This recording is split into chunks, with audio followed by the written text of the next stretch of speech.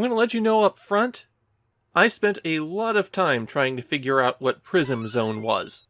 Despite being on the box, cartridge, and the first screen of the game, it's not mentioned in the manual, it's not mentioned in any of the magazines at the time, and I couldn't find any current Famicom fans talking about it. Dream Master is the only game branded Prism Zone, so my best guess is that it's an aborted branding attempt for certain lines of Namco games. But that's just a guess. Dream Master is an RPG. Kind of. You might say it's 7 RPGs. Or maybe it's a puzzle-based adventure game that happens to have some combat. The closest game I'd compare it to is Sweet Home, but even that's a bit of a stretch. The plot of the game is that in a fantasy kingdom, a princess has been cursed by an evil wizard to have eternal slumber. But there's a good wizard who can project his apprentice into someone's dreams. And that becomes your goal, to enter the dreams and end them. Dream Master is broken up into a series of 7 RPGs. Every time you enter a new dream, you're set back to square one. On top of that, these are relatively short dreams. You're given a password after you complete each one, a strange password that consists of the hero's name, the princess's name, and then 4 characters. While you're exploring, B will bring up your inventory, and you only have 2 options: use and put down. Anything that you put down is dropped in the square in front of you. And since you have extremely limited inventory slots, and some of the puzzles require putting an item in the correct place, you'll be dropping stuff to the ground a lot. You use things or talk to people by hitting A, though the people do have to be facing you for you to talk with them. There's generally some sort of starting equipment just sitting around when you begin a dream, and once you have that and have equipped it, you head into that dream's dungeon. Okay, some dreams have multiple dungeons, but they're really just a dungeon. A lot of the area in a dungeon is blacked out. You have to step onto a square to reveal what's there. The dots you might see in the darkness are important items to pick up, though not every item shows up like that. The really annoying thing about this darkness is that if you collide with a wall, you take damage. And initially, there's not much you can do except walk into walls. You don't have a lot of health early on either, and healing is extremely rare. Fumbling around in the darkness is going to lead to your death. Later on, you can get a couple items that reveal some of the squares around you, and these are reusable, but not every dungeon has this available. There are also monsters roaming around the dungeons, but they're not randomly roaming. There's a finite number of them, and they're shuffling around where you can't see them.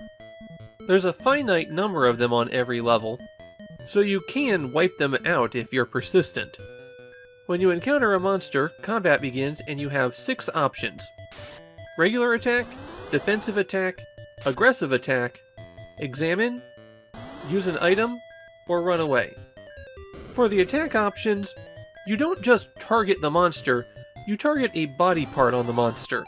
And most of the monsters have some kind of weak point where hitting it will do extra damage or have some kind of special effect. You can see the monster's hit points and maybe get a hint as to where you're supposed to attack by using the examine option. This doesn't even take up one of your turns to do, so you might as well do it. If you run away, the monster will still be in the exact same square, and in some cases you're just going to have to fight your way through it. Some monsters have magical attacks, and you'll be prompted to choose what direction to dodge in. Guess correctly, and you completely avoid the attack. When you defeat a monster, you get some experience points, and you can eventually level up. Though you don't level up very fast. Every level up is a pretty significant jump in power, too. There are only a handful of ways to recover your health in Dream Master. There aren't any inns that you can run back to rest. There are potions that can recover up to around 50 points, and sometimes the evil wizard will appear and just throw you some pity health.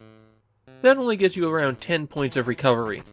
The big healers are potions that will revive you when you die and give you full health. There's exactly one of those in every dream. And in some dreams, you can find recovery rooms that will fully restore your health, but you can use these rooms exactly once. If you're not following along in a guide, then the way that Dream Master goes is you fumble around in the dark, vaguely mapping things out and figuring out where monsters are and how to fight them. Then you eventually get a game over and start the dream once more. And now that you know what you're doing, you have a chance to be able to get through everything. Of course, you could still get hurt just by random bad luck. Dream Master has a bit of a cult following in Japan. It doesn't seem to be wildly popular, but I did find a lot of people going, "Oh yeah, I really liked that game." My take on it is I found it to be more frustrating than fun. The fog and getting hurt as you wander around it makes exploration annoying rather than engaging. I like the idea behind turning every dream into a mini RPG puzzle, but by the time you reach the second dream, it already takes an hour to complete it. Just think of how miserable you'd be if you had to play an RPG like this for 2.5 hours straight, only to die on the final boss and have to restart from the beginning. It's an unfair comparison considering how many years there were in between them, but consider the Half-Minute Hero series. Those games are also sets of mini RPGs that are fundamentally puzzle-based, but you're not going to find a level that takes more than 5 minutes or so. Dream Master is a game that punishes you for exploring and drags its length out by making you repeat things over and over again. There is a neat concept here, I just think it is very poorly executed.